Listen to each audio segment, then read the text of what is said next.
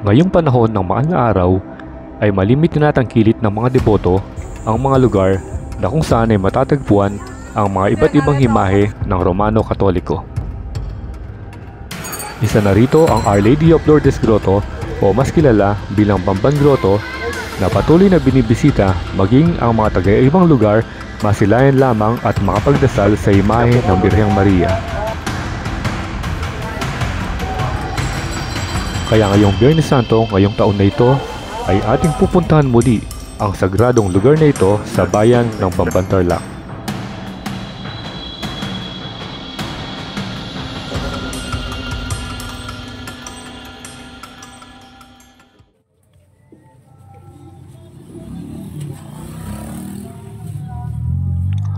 Okay, good afternoon kabalan.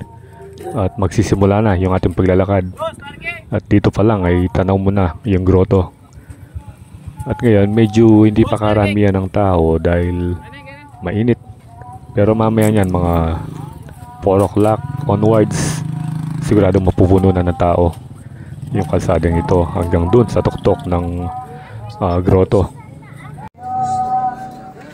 Okay. So dahil medyo maaga pa, konti pa lang yung tao pero mamaya pupuno na ito.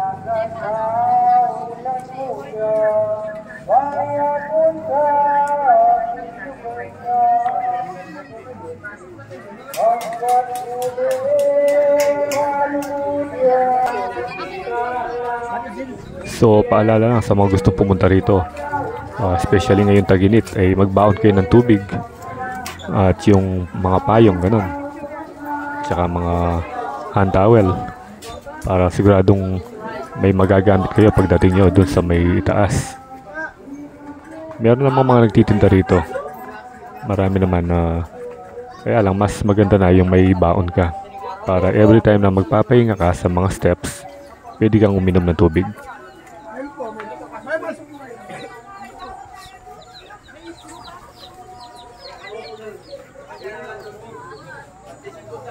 Yun. So tingnan nyo gaano kataas. So hindi natin sure kung ilang steps ito.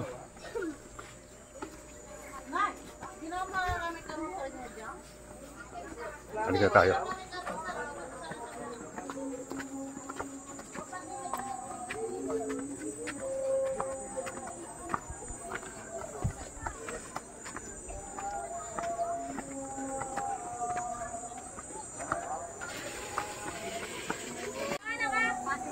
Nagpahinga muna tayo dito ng konti dahil medyo hininga na tayo dahil sa sobrang init. Doon sa taas makikita mo medyo dumarami na yung mga tao at yung iba pababa na.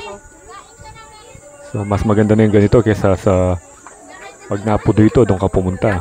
Siguradong matagal bago mo maakyat yung pinaka grotto sa itaas. So tara, diretso lang tayo.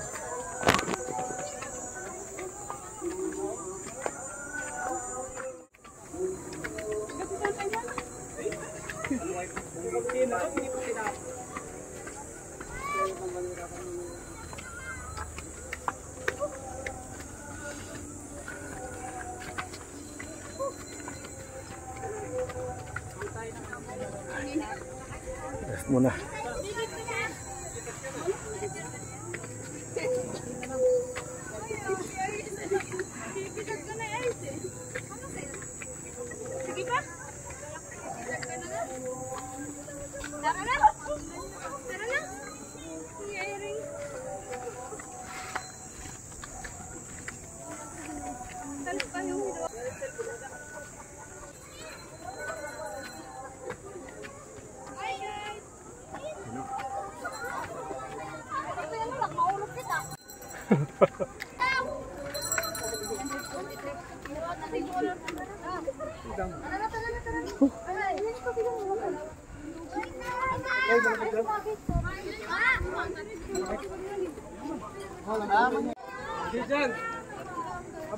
Dal kabot na.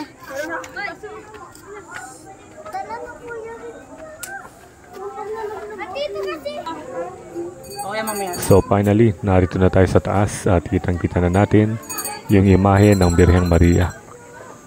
So kung mapapansin nyo, dito may pagtitirikan ng kandila. Ayan. And then, may tindahan naman doon. Kung gusto nyo uminom, pwede kayong bumili doon. At medyo dumarami na yung pila ng tao. Sunod naman, dito tayo. Pupunta natin yung tatlong krus doon sa pinakatuktok. Dito, yung steps konti lang, kaya lang medyo matataas. Kaya ingat lang tayo sa pagpunta rito. At medyo makitid yung daanan. Hindi kagaya doon sa main steps. Papunta doon sa may Birheng Maria. Bali two-way yun, malapad. Yan, dito makikitid lang. Pero matataas.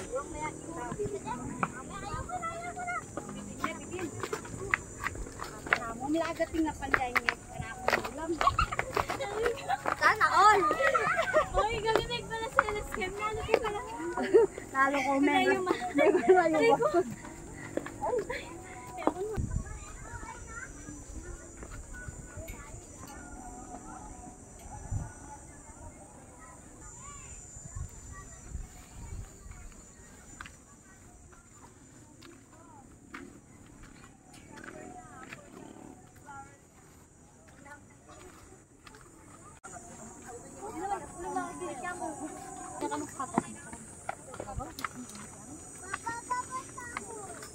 Sama gusto.